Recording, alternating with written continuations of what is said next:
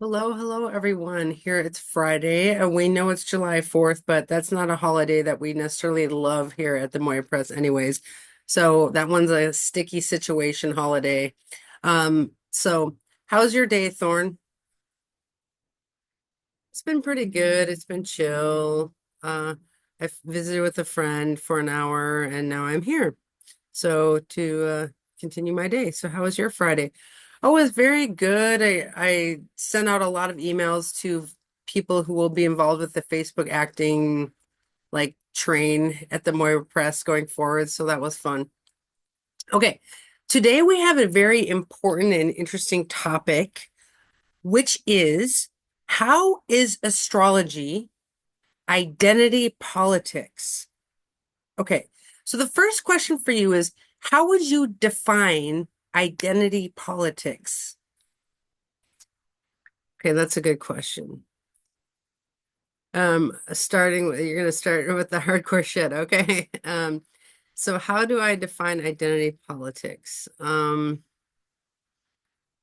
would define that as relationships, well, the relationship of identity with values and how we view politics and the world politics and how that's connected or all synthesized. Um, Interesting. Okay, I would say it's the politics around how we identify. So would you agree that, you know, GLBTQ issues are identity politics?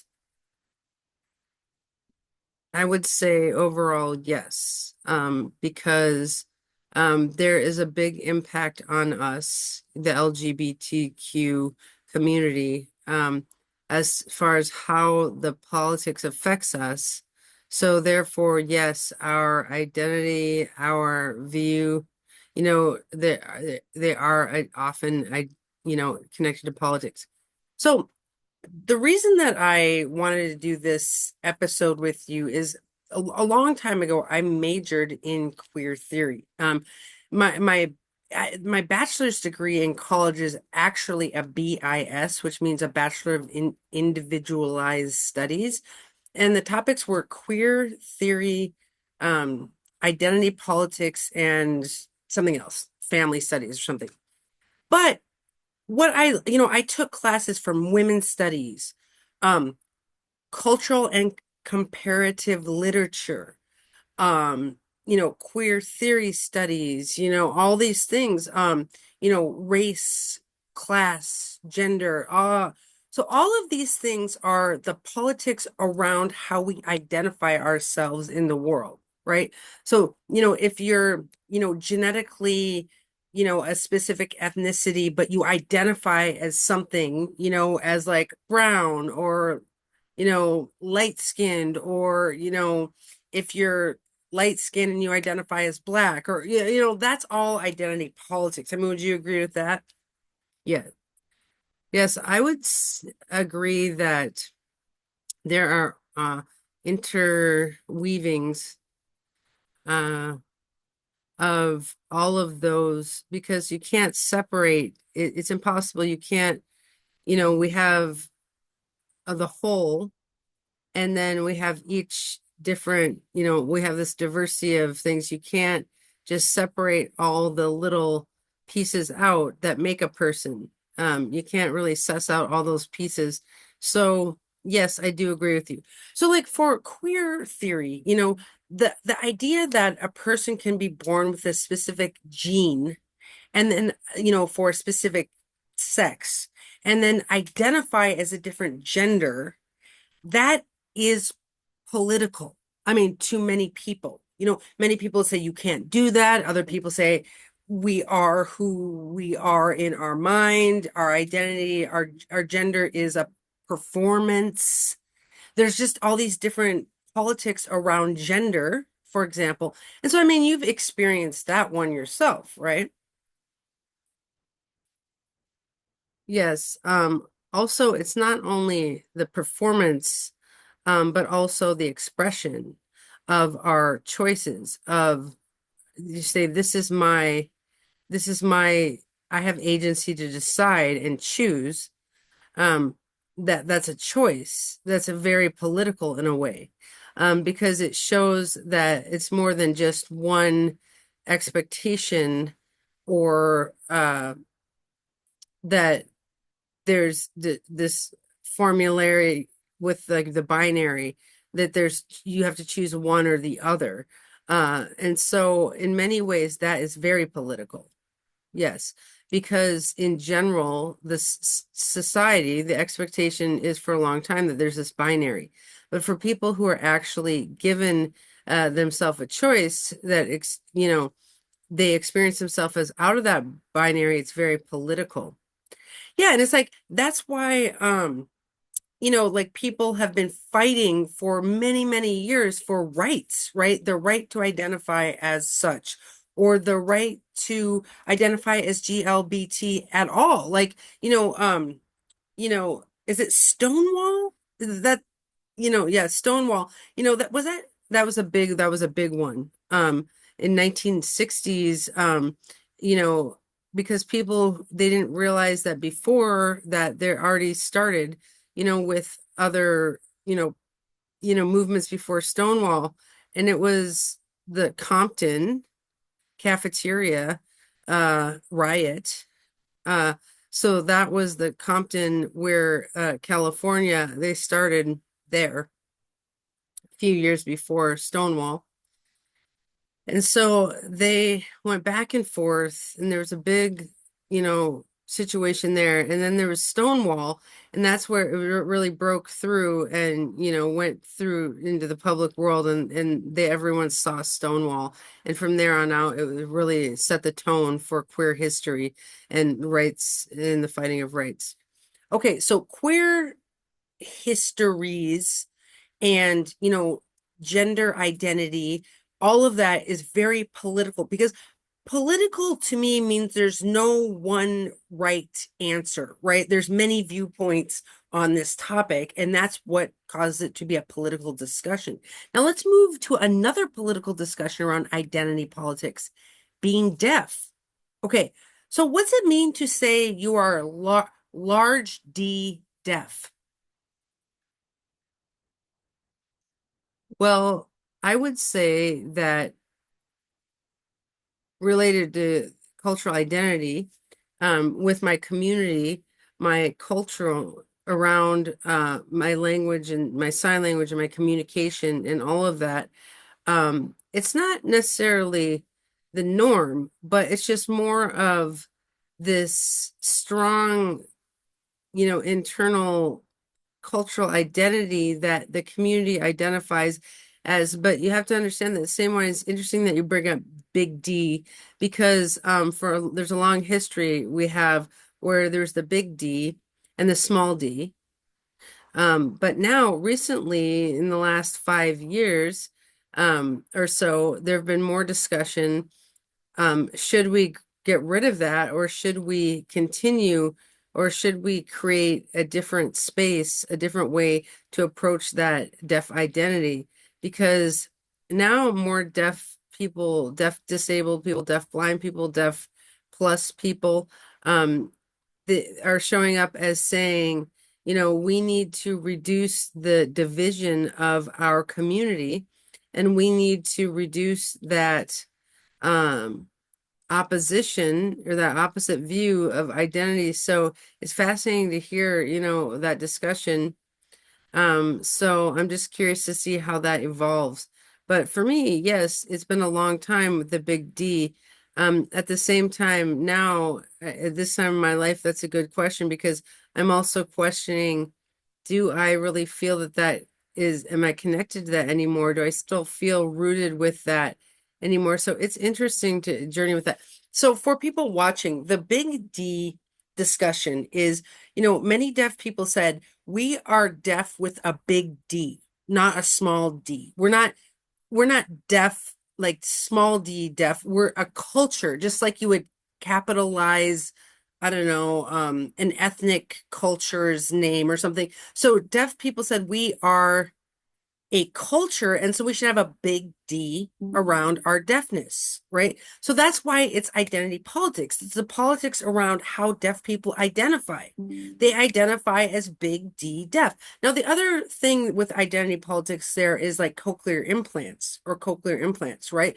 That was a big political discussion of, if you get a cochlear implant, are you against being deaf, or is that okay? And like now it's more ubiquitous that people have cochlear implants, right? But there's a lot of politics around, should parents be allowed to give their kid a cochlear implant? And, so what do you think about the identity politics around cochlear implants? Oh, that's still a hot topic in the deaf community. That's been a hot topic. It still is. It's not silent with that. And there are still people who strongly feel like, oh no, no to cochlear implant. And then other deaf people who have experienced cochlear implants, but it didn't help. And so they took their cochlear implant off and they just disconnected from that.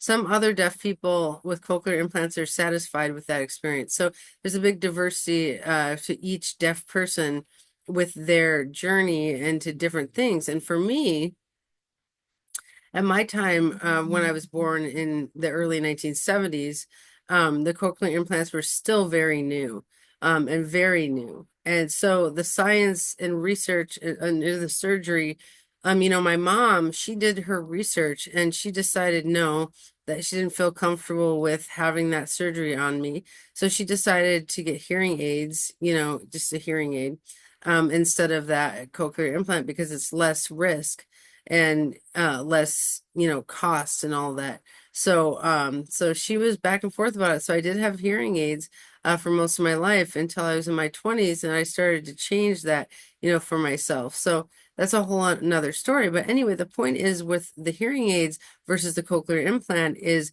there's a big discussion, and that's a thing. And also that's related to identity politics for sure. Yeah, because people say that if you get a cochlear implant, you're taking the deaf person out of deaf culture and putting them into a position where they should be able to meld with hearing culture. But then they're like half and half and they only can hear some. And so then it like messes up their identity and their cultural experience. What do you think of that?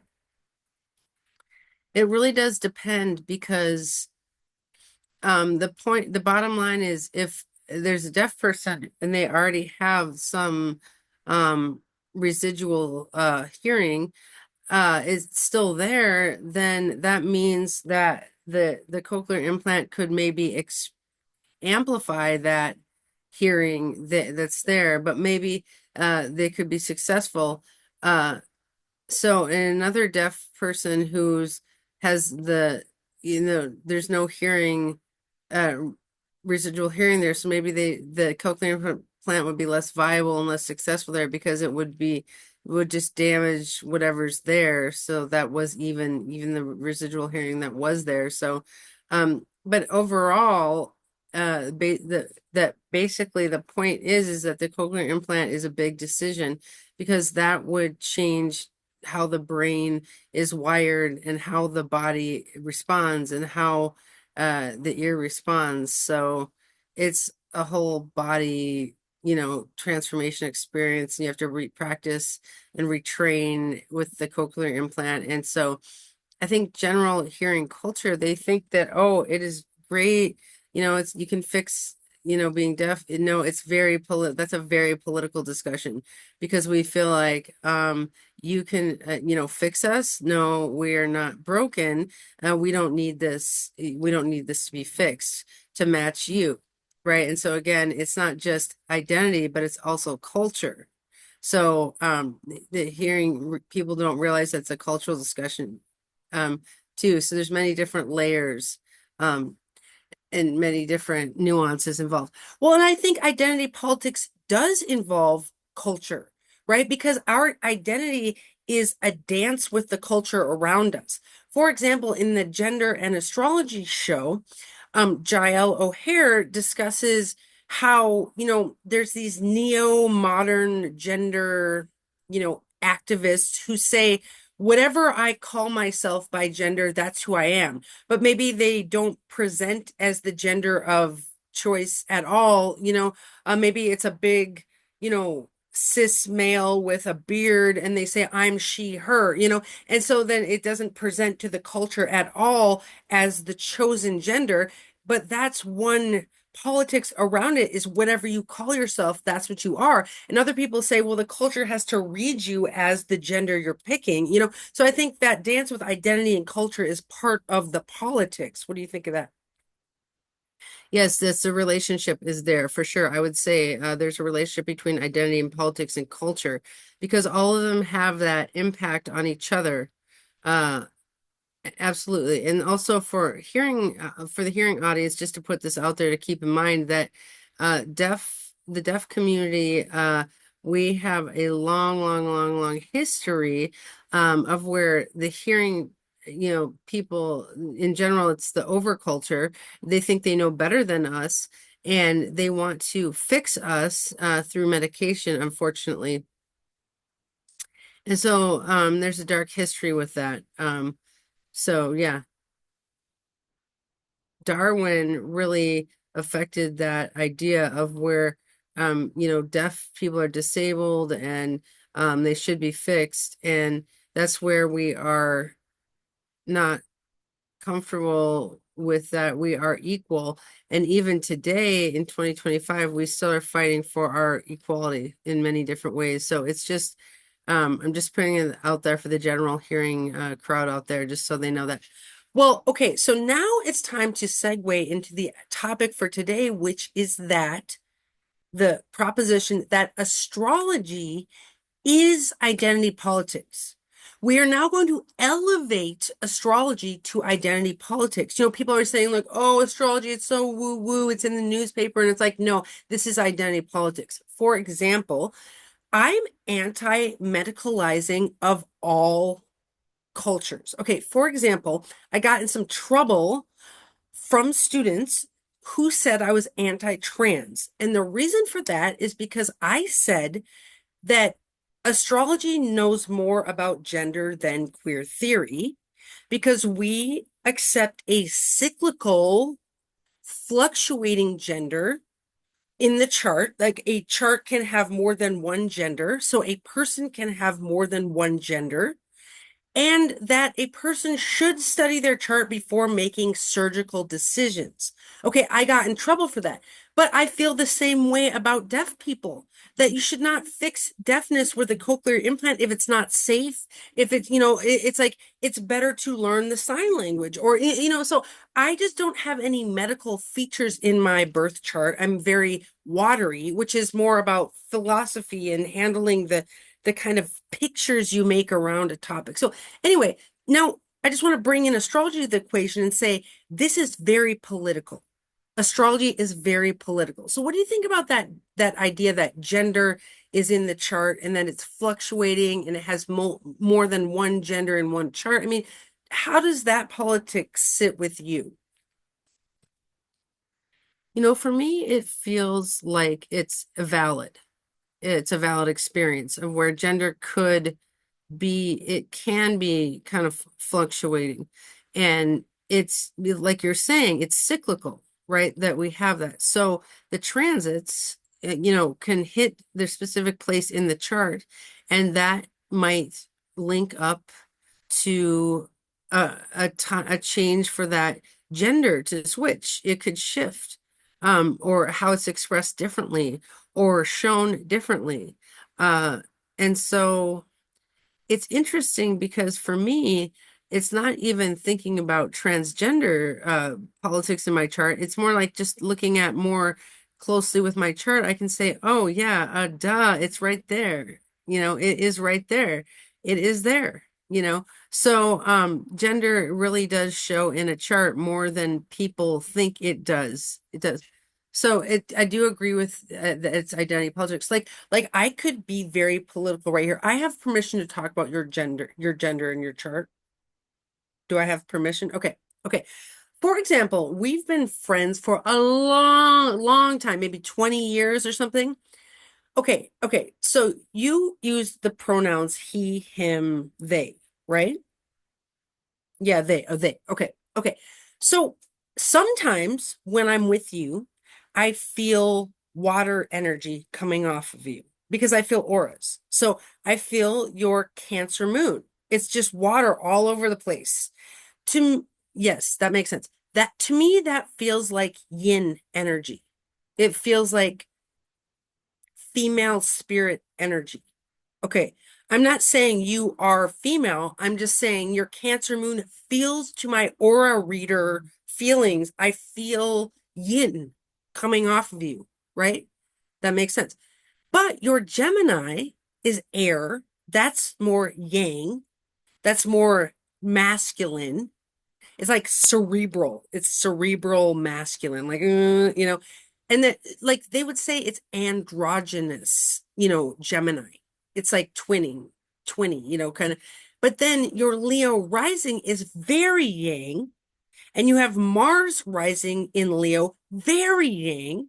So it's like you have two parts yang yang, and then this one part yin AF, because you have like three planets in Cancer or something, right? We have four. So I feel both from you. Like depending on the day. And like when you're in a transit to that Cancer, I just feel that yin so hard of a two-spirited chart. I know some people would call that an appropriation to use that word, but I think it's a concept that can't be coveted by any culture. You have to be able to say there are two spirits available in this chart, yin and yang. What do you think of that? I do agree with that. There's two or three spirits in the chart because it's right there, and that energy is very evident. And it's interesting because you bring up that part that's related to the two spirit of where it could be viewed as appropriation. And that because there is some cultural appropriation in colonial history with that concept. For me, I do have a very, very small percentage of indigenous heritage. So I do think that, and a self-analysis for a long time with that concept of I can understand how it relates to me. And so I identify how I can appreciate and really cherish that. So I do use two spirits sometimes as part of my identity. But I also am very, very aware of where how I express that information because I'm very aware of the value related to that culture. So I don't want to appropriate from that. So, I that's where it's an ongoing, I have ongoing work with that.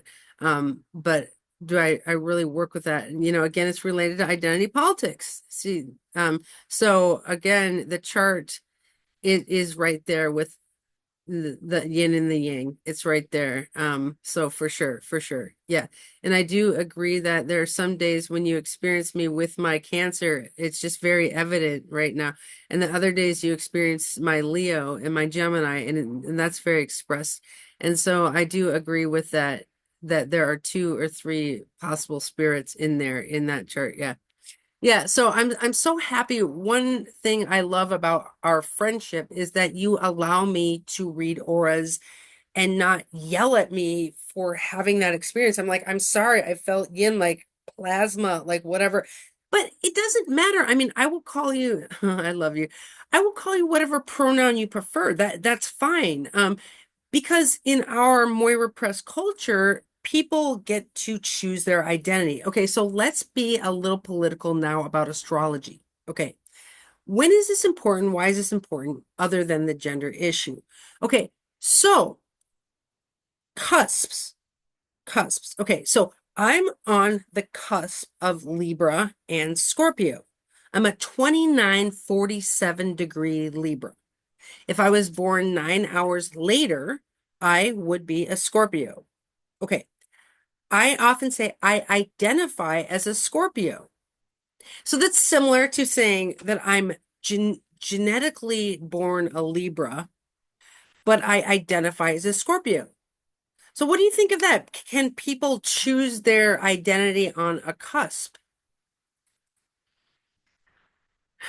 I do feel that there is a special window for cusp babies, because that's a special degree right there of where there's potential in either side. You could strongly influence, that could influence their self as a person. And also, of course, I know that's related to math and all that kind of stuff, but the point is that I see both there. I see the Scorpio and the Libra in you. For example, I see that strong influence of both. So I can recognize that some days you're very strongly Scorpio and other days you're very strongly Libra.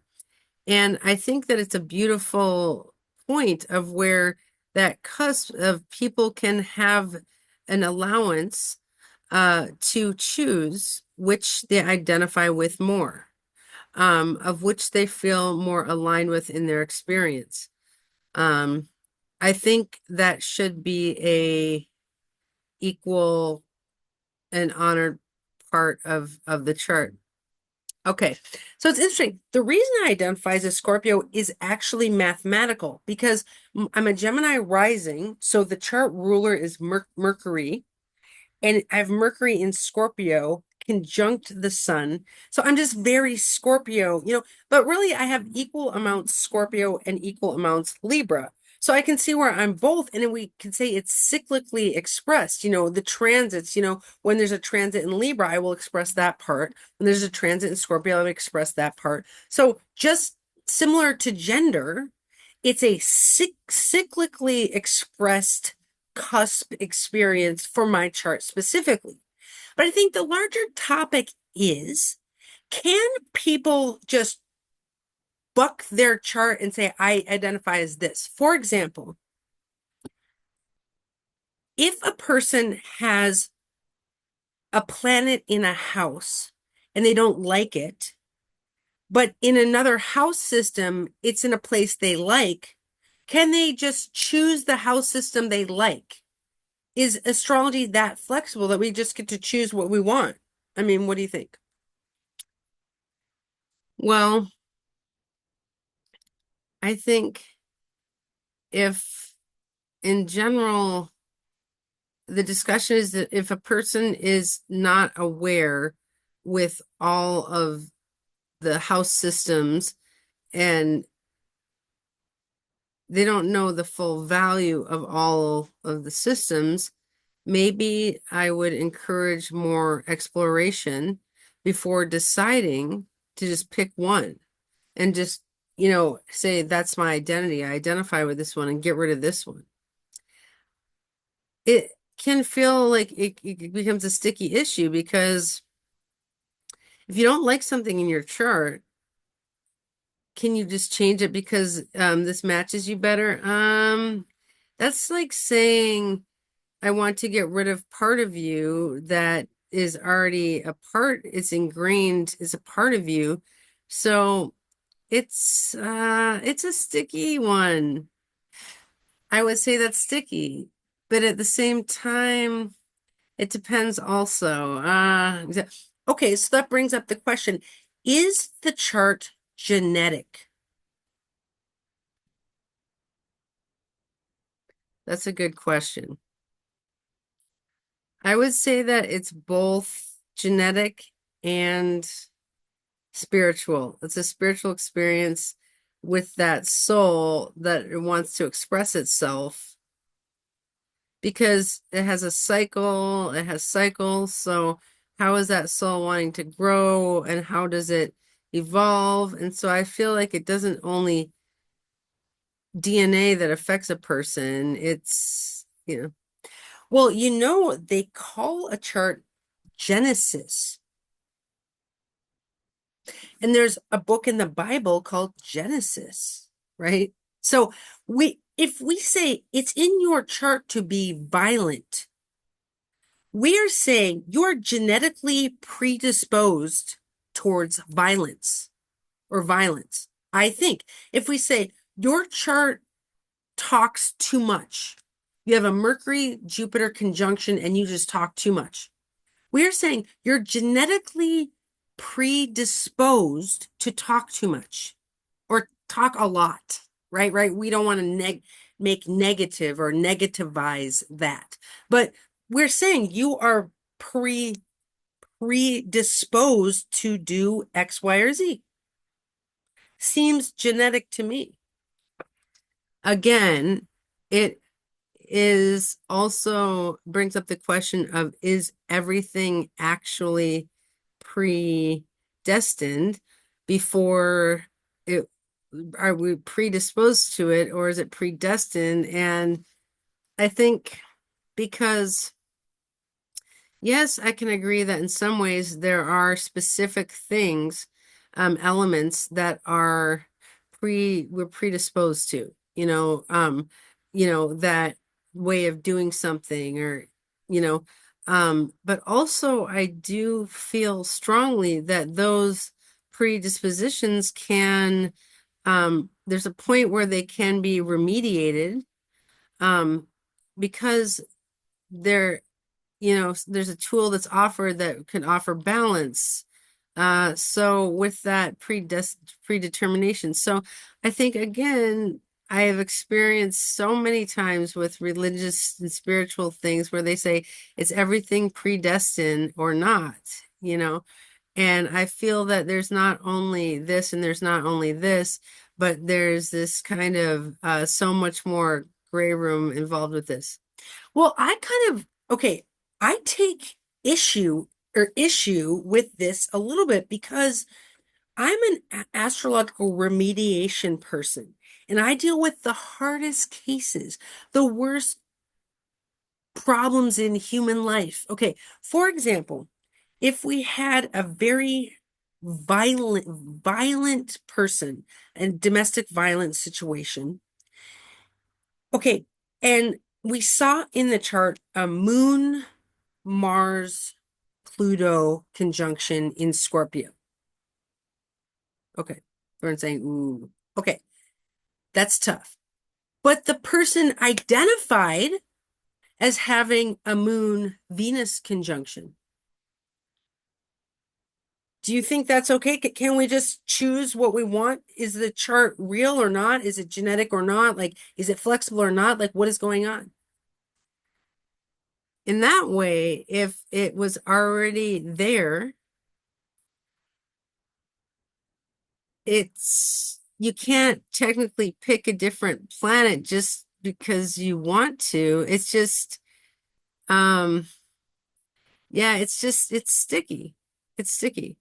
Yeah, well, I take this seriously. I'm an astrological extremist for a reason, from science, from watching people transit double blind for 25 years. We have violent offenders who think that they, shit roses or whatever, and their chart is violent AF, right?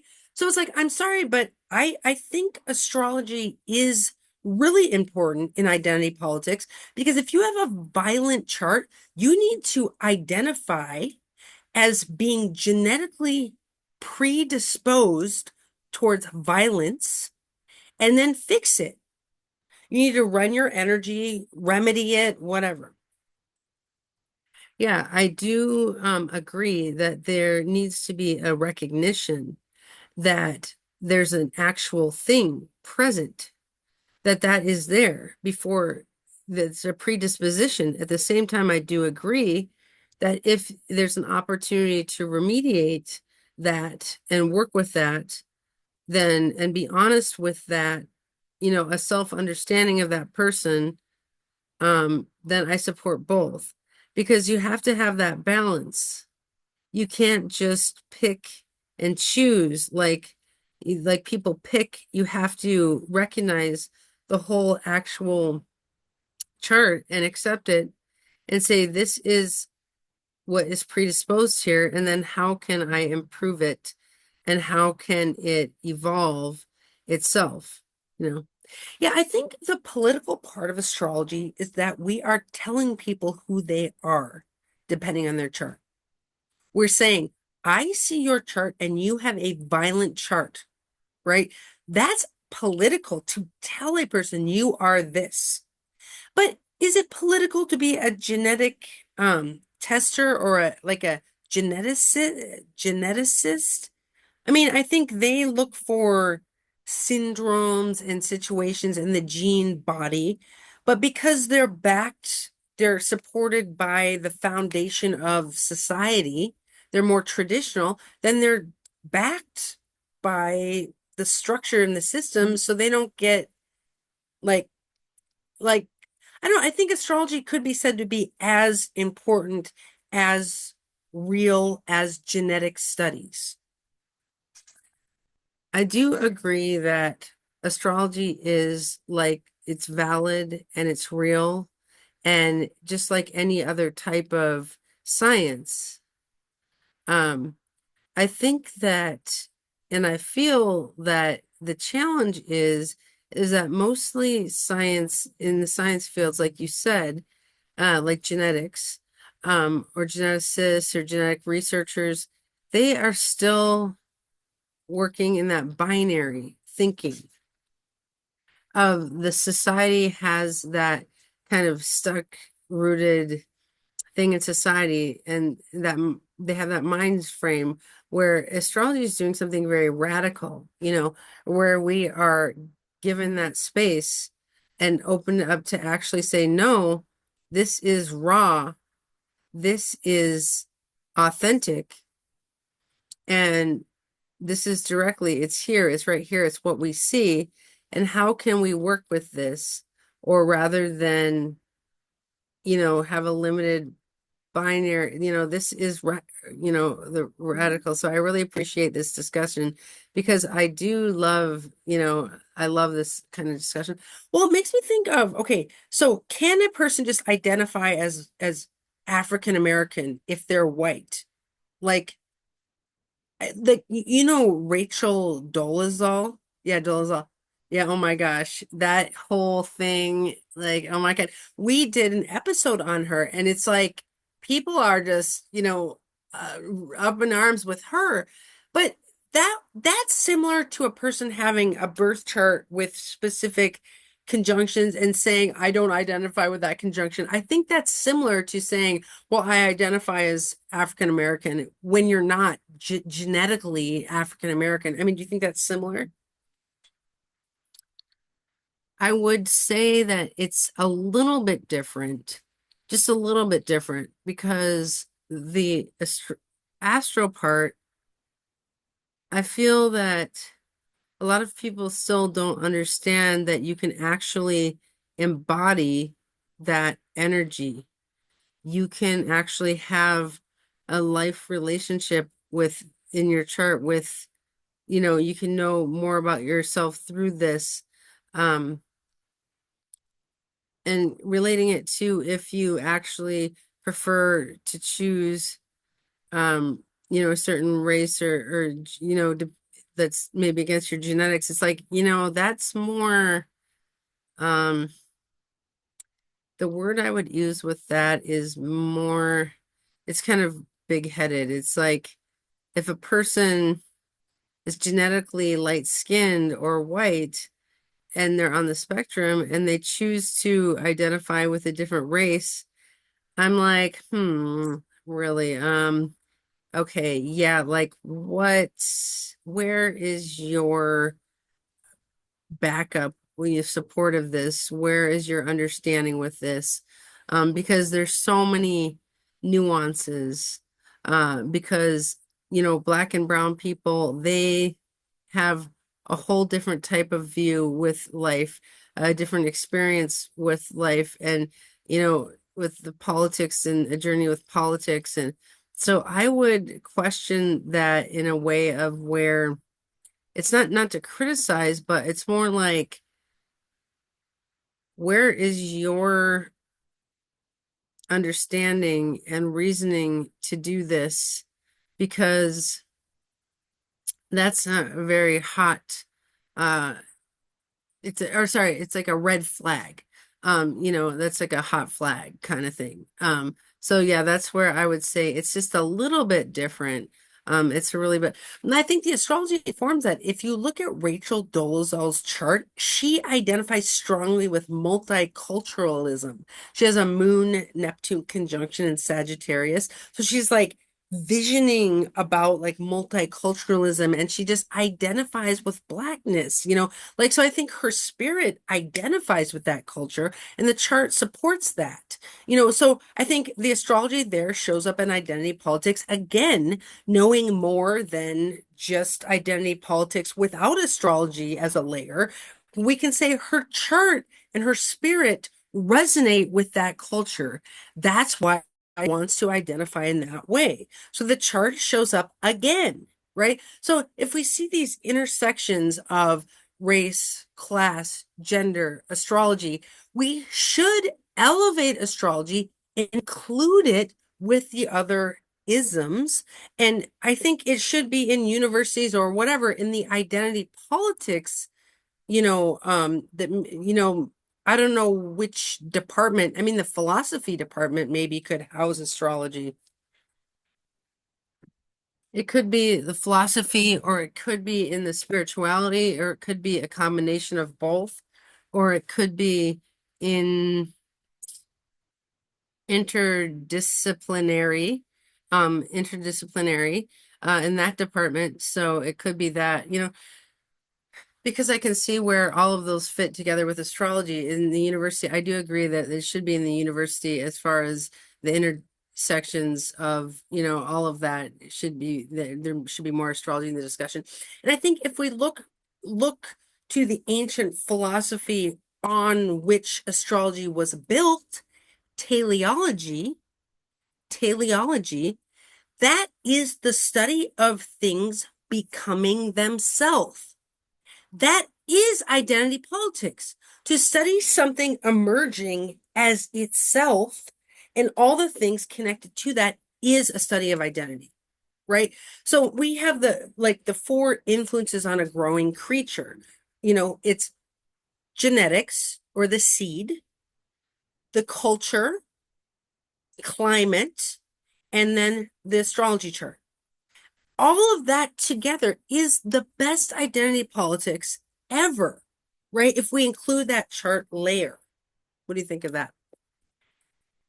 Yeah, because it's like a tree, growing up, we have the roots, and then we have the trunk, and then we have the branches, and then we have all of the foliage, or all of that, the leaves, and all it's pulling down oxygen, pulling down the sun, and pulling down all these things and cycling through it. And that continually cycles and recycles, oxygen, carbon, all that kind of stuff. And yes, I do agree that those four could offer more of a solid foundation for that identity politics, with the chart included. Yeah, I do agree. Because if we can discuss gender theory until we're blue in the face, but no two trans people are the same. Right, right. Astrologers know this better than anyone. If you're going to study identity politics, you have to add the individualized layer. Okay, we have transgender people as a group, that's a culture, whatever. But then each chart is going to interface with gender theory and the culture at large and everything in a different way. That's why in the gender and astrology videos, there's different perspectives from all the different trans people on that show. And the astrologers would never expect the same perspective because each of us are looking through different eyes.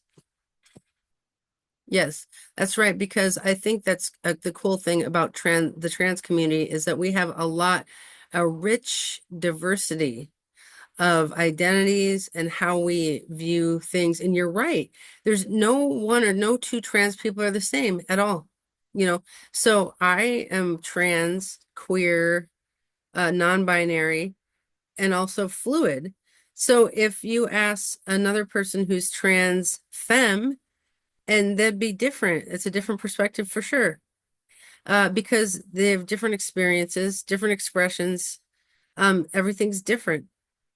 So there's also this big spectrum. So I find it fascinating with that. Yeah. Yeah. And I think we have some trans people who are very traditional, right? Who mask and live as their gender that they transition to, and they just live a traditional life on a farm in the country, right? They might be a Capricorn with a Capricorn moon and all these things, and like, and then we have very activist trans people who are fighter spirits and all this stuff, and they have a strong Mars and all. So I think, without the astrology layer, identity politics falls flat. It's just like, I agree with you, Lauren, saying I do agree because astrology does feed into that actual authentic expression of a person, that their lived experience. And you leave astrology out of that, then it doesn't have the same feeling. It doesn't have the same flavor. Um, if you put astrology into it, there's more of this strong foundation. It's more real. Yeah. And I think when we look at like mental health, the disability identity politics discussion, that's another one. For example, bipolarism is very medicalized, in this culture. And that's the discussion. And then there's identity politics there. I identify as bipolar or not. Like that identity was given to me. I disagree with it, blah, blah, blah, blah, blah. It's very political to give a person a disability identity, a label, right? They can accept that label or buck that label and all this stuff. So I think when you include the astrology in there, the astrology is fighting for the non-medicalization of bipolarism by saying that's your chart, those are your transits, never waste a mania, like that's your life purpose coming out. Blah, blah, blah. So if you have schizophrenia or bipolar or any mental health disability, quote unquote disability, or a special ability, or you're neurodivergent or something, we know that no two schizophrenic people are the same. No two bipolar people have the same manias. None. Astrology knows better. So it's like astrology can buck off oppressive identities given to you. If someone says you're schizophrenia and you feel oppressed by that, look at your chart. You can buck off that identity and look at this whole, cyclical fluctuating thing. Sorry, it's my soapbox. Oh, no, no, it's fine. It's fine. It's fair. I mean, I could go on and on about, just about disabled space and privilege and politics, and I just so agree with that. Coming from my intersection with deafness, I so agree with that. And that's a whole other discussion. But the point is that if you don't allow astrology to be there with, with the intersection, um, it's not giving that space, like you said, for astrology to be, um, you know, you gotta have to allow the space to breathe and have a non-medicalized perspective with the person so they can kick off those identities that are oppressive, and they can have their own journey, and there's all that mental diversity and neurodiversity. And so I feel that it is a challenge that because now the current society has that overarching view, they're brainwashed, and their perspective is perception of what disability looks like, or what disability should be expressed like. And so that, therefore, that process of, continue to decolonize that whole overarching system, and, and have, a reclamation and expression and unveiling of things. So I think I can see where there's the actual central piece of that relationship where disability or mental health or how astrology can give space to doing that, that work of where if astrology is not there, then it's more of a limit, more of a being stuck. There's a stuckness that of those three, that I totally agree with that. Okay, the last identity politic we can discuss today, because we've gotten through many of them, is I would say, body positivity and astrology, right? Like fat act activism and astrology, right? Astrology is identity politics there too.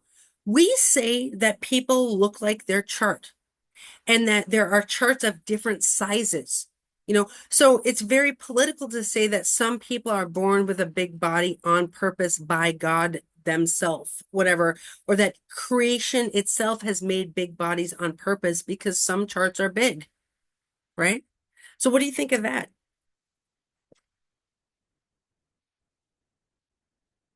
I would say, yes, I do feel that the fact that there are a diversity of bodies, sizes, and that our souls, our bodies have that connection. So